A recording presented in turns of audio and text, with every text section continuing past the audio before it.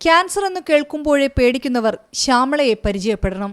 ആത്മവിശ്വാസത്തിന്റെ കൈപിടിച്ച് 12 വർഷം മുൻപ് സ്തനാർബുദത്തെ നേരിട്ടതാണ് ശ്യാമള.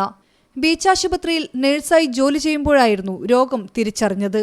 ചികിത്സയ്ക്ക് പോകുന്ന കുറച്ച് ദിവസങ്ങളൊഴിച്ച് മറ്റെല്ലാ ദിവസവും ശ്യാമള ആശുപത്രിയിൽ ആതുര ശുശ്രൂഷയിൽ മുഴുകി. അർബുദത്തിനുള്ള പ്രധാന മരുന്ന് മനക്കരുത്താണെന്ന് ശ്യാമള പറയുന്നു. ചിലപ്പോൾ സർജറി വേണ്ടിവരും, കീമോ വേണ്ടിവരും, റേഡിയേഷൻ വേണ്ടിവരും. ഇത് എല്ലാത്തിനെയും പോസിറ്റീവായി കണ്ടുകൊണ്ട് ചികിത്സ നല്ല മനസ്സോടുകൂടി സ്വീകരിച്ച് വളരെ ഹാപ്പിയായിട്ട് ജീവിക്കാനാണ് എൻ്റെ ഉപദേശം. ജോലിയിൽ നിന്ന് വിരമിച്ച ശ്യാമള ഇപ്പോൾ പ്രതീക്ഷ എന്ന സംഘടനയിലെ സജീവ പ്രവർത്തകയാണ്.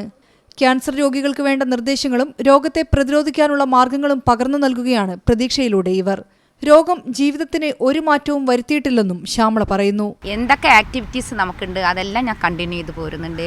സ്കൂട്ടർ ഓടിക്കുന്നുണ്ട്, ഡാൻസ് കളിക്കുന്നുണ്ട്, സ്പോർട്സിൽ പങ്കെടുക്കുന്നുണ്ട്. ഇതിനൊന്നും എനിക്ക് അന്നത്തേലും കുറച്ചും കൂടി ഒരു ഊർജ്ജം വന്നല്ലാതെ പുറകോട്ട് പോയിട്ടില്ല. സംസ്ഥാന സർക്കാരിന്റെ മികച്ച നഴ്സിനുള്ള പുരസ്കാരവും ഇക്കാലയളവിൽ ശ്യാമളയെ തേടിയെത്തിയിരുന്നു.